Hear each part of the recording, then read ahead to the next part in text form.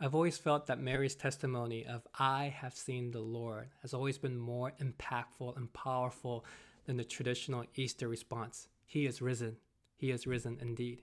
And that's because the resurrection isn't some kind of third person confession. It's a first person experience. Which is why I think we get hung up on the wrong question when we start asking people, do you believe in the resurrection? Instead, I think we should start asking people, have you encountered the risen Lord? Because when you encounter the risen Lord, not only do you believe, but your life is forever changed. You are forever marked by the declaration of, I have seen the Lord.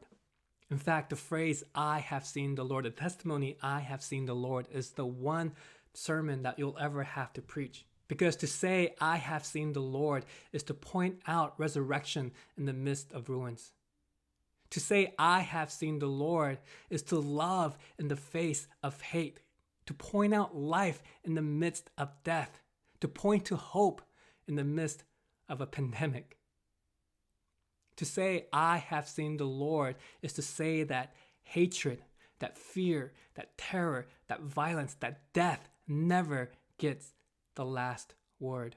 To say, I have seen the Lord, insists that there is a different path of living than a life obsessed with power, fame, money, and violence. I have seen the Lord insist that love is the most powerful weapon that we have, and that the world would only change through the power of sacrificial love. By saying, I have seen the Lord, is declaring that the worst thing that can happen to us will never be the last thing. That our world will not be dark forever, and that even in the midst of this darkness, Christ will come to us as he came to Mary in the garden and call us by name. So do not be afraid, my friends, for Christ has overcome the world. See, Easter isn't just a once-a-year thing.